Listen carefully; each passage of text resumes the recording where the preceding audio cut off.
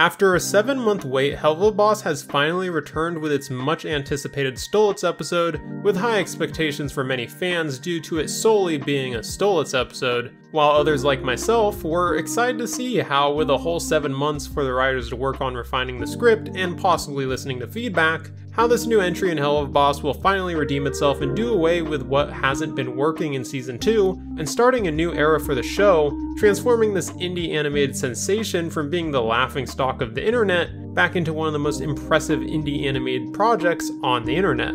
And I can confidently say that this is not at all what happened, so much so that I dare say that Full Moon is almost the opposite of everything I hoped it would be. I'm going to go over a summary of the events that happened within this episode, so if you want to get right to the review, skip to the time displayed on screen. The episode begins with a musical number from Stolas and Blitz about the subject of it being the full moon, meaning that it's time for them to meet again. Stolas, having seen the cruelty of his transaction with Blitz, wants out of the deal and to let Blitz choose for himself if he wants to see Stolas, and Blitz is primarily just looking forward to the sex. Once the song ends, we cut to the human world where we see a woman lose control of her stroller, holding her baby, but before it rolls into a toxic vat, a man conveniently stops it. The woman hugs the man as thanks, and while doing so the baby steals his wallet and the woman rolls the stroller away into an alleyway. The woman and the baby reveal themselves to be the cherubs who have been running petty cons since they were kicked out of heaven to keep themselves fed. They begin to bicker over how moral their actions are before they are ambushed and captured by the dorks. The dorks believe them to be Hellspawn who work for Blitz, but the cherubs correct them on the misunderstanding and form an alliance. The dorks show the cherubs a portal they have been able to open to hell, with the caveat of it being too small for any normal-sized person to fit through, which is why the cherubs are the perfect fit for the job and supply them with exosuits to fight the imps with. Meanwhile, the imps, having just returned from a job, discuss how Blitz hasn't been seeing Stolas as much, and Luna points out that Stolas is probably getting bored of Blitz, which could become a problem if he wants his grimoire back. This motivates Blitz to make sure tonight is as good for Stolas as possible, and goes out to buy some new sex toys. The cherubs track Blitz down and follow him as he goes about his errands for his night with Stolas. After trailing Blitz misconstruing his intentions for his sex toys to be used on an innocent person, the cherubs begin to attack but are thwarted by Moxie, Luna, and Millie, who are also trailing Blitz to make sure he doesn't mess up his deal with Stolas.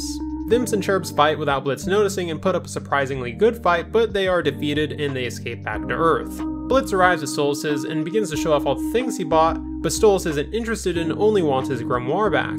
Blitz begins to beg for Stolas to change his mind, but Stolas stops him and gives him an Asmodean crystal, which would let him travel to Earth without breaking demon law and needing his grimoire. Blitz is confused about why Stolas would do this for him, and Stolas explains that he cares for him, but doesn't want Blitz to be coerced to see him if he doesn't want to, and should only see Stolas if he voluntarily chooses to. Blitz thinks this is all a joke and begins to play along, but Stolas stops him again and wishes him the best and tries to leave. Blitz is angry that Stolas is trying to play with his feelings and is essentially trying to throw him away now that he has no use for him. Stolas is heartbroken that Blitz thinks so lowly of him and begins to cry, ending the episode with Blitz being teleported outside of Stolas' mansion. Okay, I have many issues with this episode, and one of the weakest components of Season 2 has been how it handles its characters, and I'm happy to say that the characters in this episode are one of the few things I am pleased with. Blitz has the perfect balance of screen time, stealing the spotlight for some scenes when necessary, but also plays mostly as a background character for a large portion of the episode. We also finally get to see Blitz at his most vulnerable once he finally comes face to face with Stolas, and there is no doubt that Blitz has been extremely affected by past trauma, but at the end of the episode, I don't think I have ever hated Blitz more than I did when he started yelling at Stolas, as every single bad personality trait of his is put on display, be it never taking anyone seriously, refusing to open up about how he feels, and shifting blame to others so he doesn't look like the bad guy. This is good writing, and although I hated Blitz for how he treats Stolas, that is a testament to the writer's ability to make me care about their dynamic, even though I have consistently hated Stolas ever since Season 2 began. I do find it odd, however, that during his argument with Stolas, he brings up how Stolas is bad because he's a royal, as even though he has insulted Stolas by referring to him as a royal multiple times, it has never been established in the show that Blitz holds a grudge against nobility. That's Stryker's distinctive character trait, not Blitz's. But overall, I think when it really mattered, Blitz was a joy to watch in this episode, and arguably is the best thing about this episode, only rivaled by Stolas. Stolas doesn't get much screen time, but when he does, especially near the end of the episode, it is hard for me not to want to root for him. I am aware that Stolas has essentially been retconned into being a character who can do no wrong and is always the victim in every situation he's in, and you can say as much as you like about that being lazy writing or not. But you can't deny that his well-written dialogue and the emotion in his voice throughout every scene he's in is so well presented that it's hard for me not to want to see him happy, which makes Blitz's inconsideration all that more infuriating. I'm not going to be the guy who says Stolas is a well-written relationship and arc for these characters, but I will say that of any episode that is Stolas focused, this is easily the least irritating and most emotionally captivating episode to date. I'm happy that there is finally some progression in these two's relationship, as the Stolas arc has already overstayed its welcome, and I'm sick of it taking up such a massive focus of this show, but it's hard for me to hate anything revolving around this relationship in this episode besides how Blitz treats Stolas, which again, even if I have been emotionally manipulated to see Stolas as the victim in this situation, well, they emotionally manipulated me very well, and that requires at least some well-written moments that made me care. As for the main imp team, they don't get much screen time, but when they are on screen, they all play to their strengths in one way or another that makes them an enjoyable addition to the episode. Moxie and his back and forth with Blitz is as enjoyable as it first was in the pilot. Luna is talking again and is snarky with Blitz, but not to the point where she seems abusive, and Millie is still Millie for both better and worse. And lastly, after a very long time, we get to see the return of the Cherubs and the Dorks. The Dorks are essentially the same as they were back in Truth Seekers. They are idiots, there's not much more to say about them, but I do find that there has been some surprising development for the Cherubs since we last saw them. This channel didn't exist back when episode 4 came out, so if you're wondering what I think of them, I find them to be perfectly fine foils to the imps. I have always liked the polar opposite reflection of characters trope, so I have no problem with the Cherubs themselves, but I do have a problem with how they have become more sadistic over time. It's no secret that heaven is corrupt in the Helliverse, and we get to see hints of the Cherubs' more sadistic side back in episode 4, but in this episode, there's such a leap in this aspect of these characters with how selfish they can be, that it feels like they are less unique characters now, as every character in Helluva Boss is selfish and sinful in some way, and now the Cherubs are just more like them. If you turn these characters into imps and had them keep every personality trait they currently have, they would fit in perfectly. And I understand that this is probably the point that Viv is trying to make about how heaven and hell aren't all that different, but again, the Cherubs being the opposite of the imps is what made them interesting and unique. And now, they no longer even have that gimmick, leaving us with some pretty standard comedic relief antagonists, and that role is already filled much more effectively by the Dorks, so yeah, the Cherubs aren't really special or interesting in any way now, with the exception of Colin, who's the outlier of the group, but even he isn't unique as we already had the entire hesitant member of the group thing done with Moxie back in Murder Family. There is a lot that can be done with Colin, and he will probably end up betraying the Cherubs, leading their downfall, but it's all so derivative and predictable that I can't say I'm interested in whatever arc Colin or the Cherubs go through in the future. Overall, in contrast with everything else in this episode, I like how the characters were presented, besides the Cherubs. The Stolas relationship is the most well-presented and intriguing it's ever been, the imps and dorks all play out their roles as well as you would expect, and the Cherubs are degrading as characters just like Stryker has. I'm not going to say the characterization is amazing or above par, but I was pleased enough as I think this episode did more good than bad with the cast. And I hope that you are content with me being positive about this episode, because from here on out, don't be expecting to hear me say much more positive things about Full Moon. Firstly, and I'm sure everyone who has been watching my Helluva Boss reviews knows what I'm about to say, the humor in this episode all has one punchline: sex. I almost don't even want to go over this again because there's nothing for me to say here that I haven't already said about the sex jokes in this show. All the humor stems from sexual innuendos, characters being blunt and flippant about sex, and sex toys. Seriously, what is with this season in sex toys?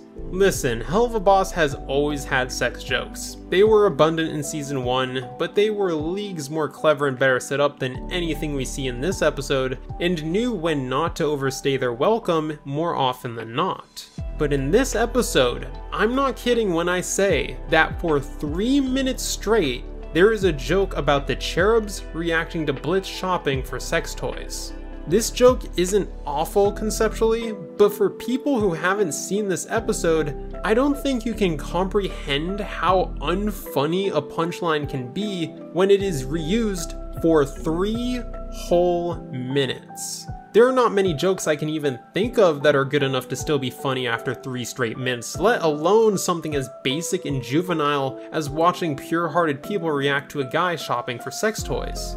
I will give at least a little credit, as outside the sex jokes there are some humorous moments involving the dorks, but when you are done watching the episode, the lasting impression is that there were a lot of sex jokes and most of the dorks' comedic moments don't really stick with you. But you know what's worse than just having drawn out sex jokes? It's when sex jokes are inserted into the episode in a way that ruins something that this episode was doing well. In this case, it's the song of this episode, When I See Him, which is probably one of the best songs we have gotten within Season 2, with it being a dramatic and triumphant Disney song from Stolas, lamenting his regrets and self-reflection, duetted by Blitz's segments trying to bury his doubts and anxiety about the situation with his carnality, adding a comedic yet tragic flair to the performance. I especially enjoyed Blitz's first verse where he raps? I don't really know how else to describe it, and I know without having listened to the song, the idea of Blitz rapping sounds like the worst thing you could ever imagine coming out of Season 2, but he has a very catchy and smooth flow, and I sincerely wish all his segments had the same beat as his first verse did. It is a good song, but only the first half of it, as we go from emotional, tragic, and subtly comedic to the song becoming a joke focused around Blitz monologuing about his sexual fantasies, ending with a lot of innuendos.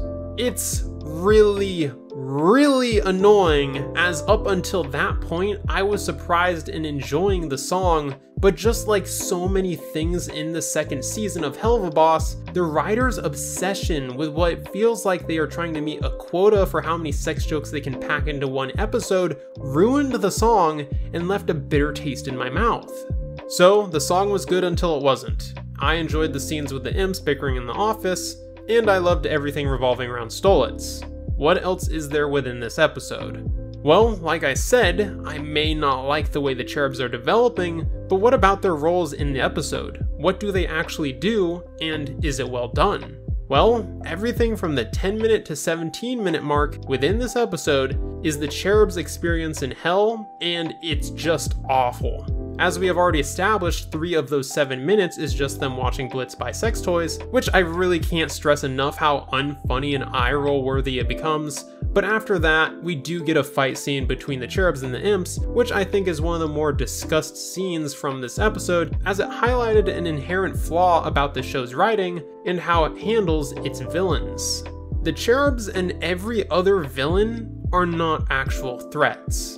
Now don't get me wrong, I have never perceived the cherubs as actual threats, since it's obvious they are joke antagonists that only exist for comedic relief, and I think everyone knows that.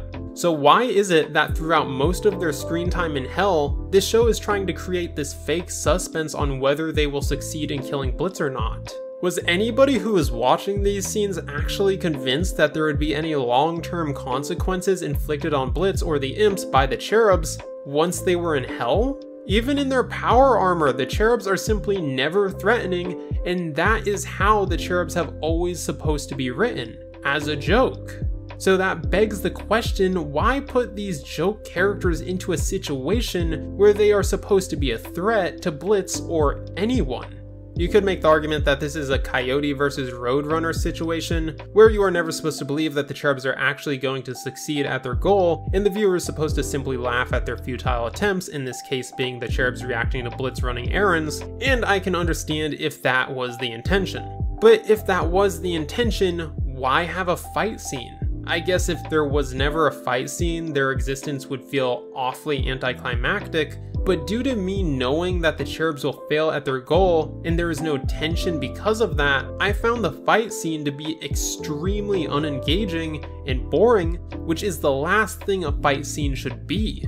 Everything about how the cherubs were handled in this episode was a mess and was in need of a total rewrite, but for the sake of argument, if you were to ask me how to fix the issue with the cherubs going to hell, I would have had some jobber fight where the cherubs fight off some random thugs using their new power suits once they get into hell so the audience can see what they are now capable of, and making the audience think about how the imps will possibly be able to overcome this new threat.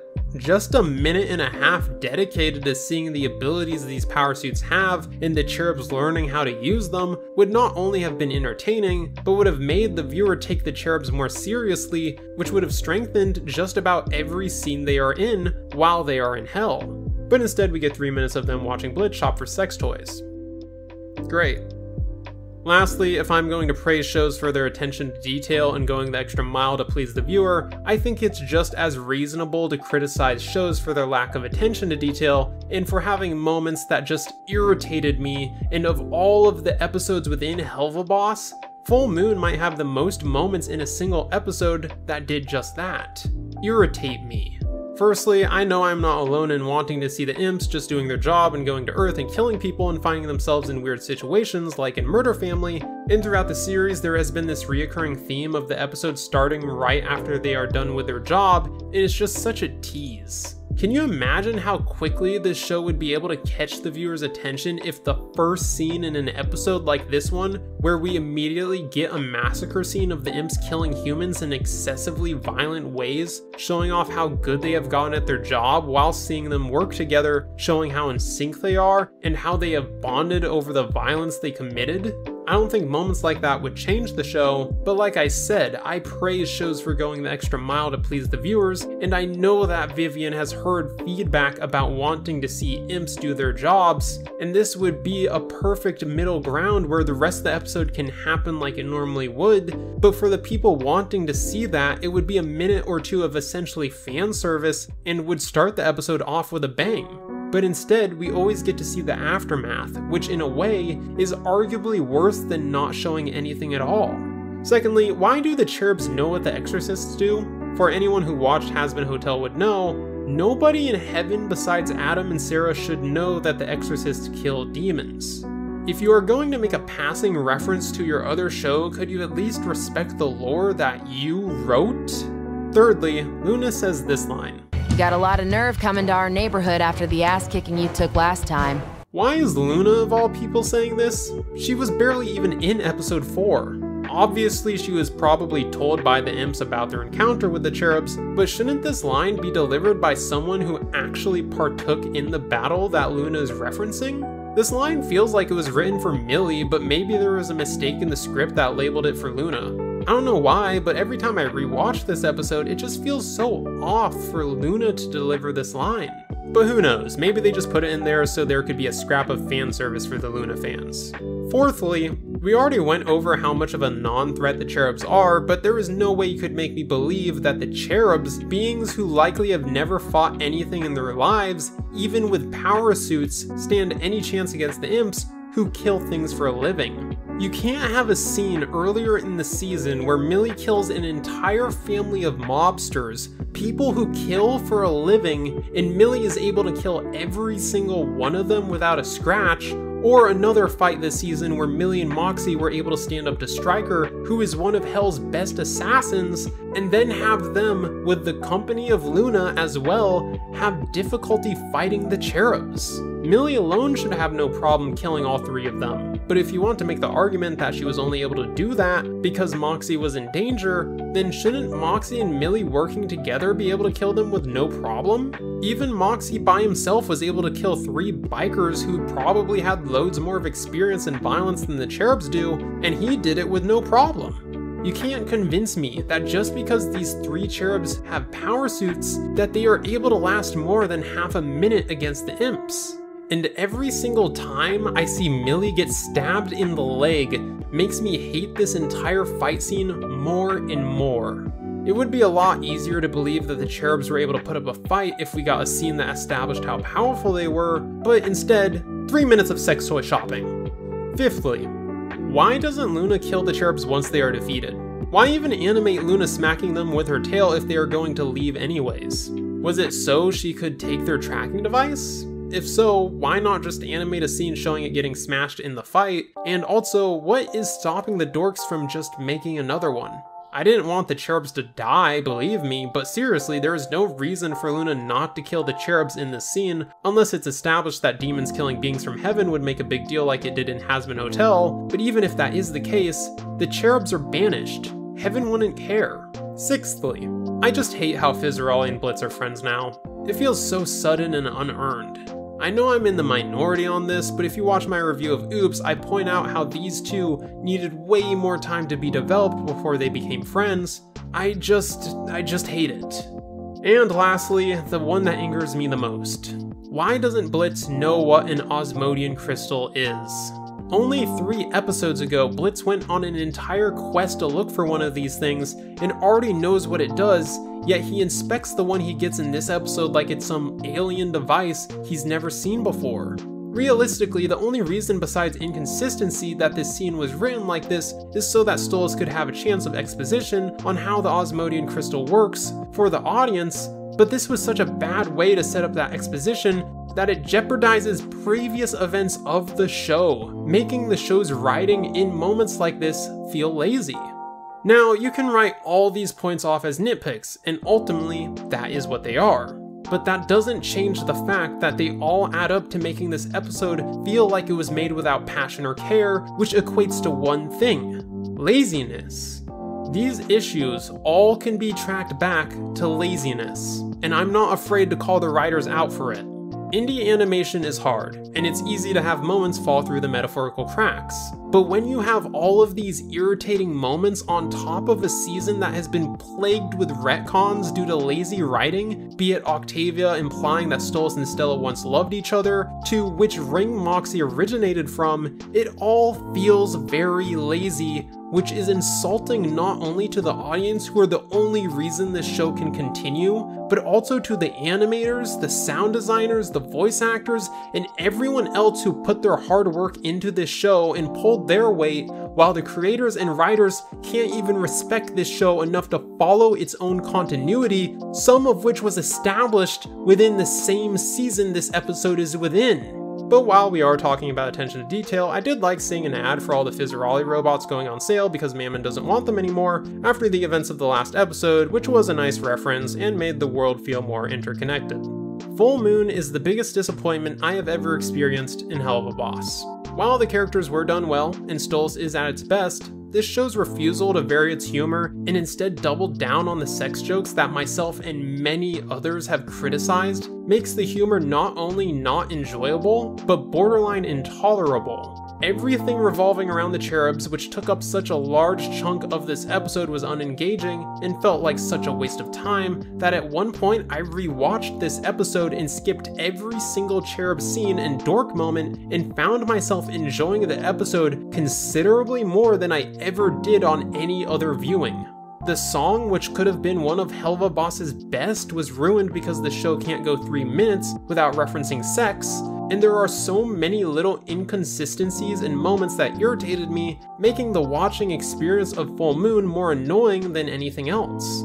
I don't even consider Full Moon the worst episode of Season 2, but I have never wanted to stop watching this series more than after I finished my first viewing, as this series feels like it is refusing to learn from its past mistakes, and in a way, you can find at least one aspect of every problem that Season 2 has in this episode. Full Moon made me, as a critic, feel like reviewing the show is futile, but as a fan, I have never felt so despondent.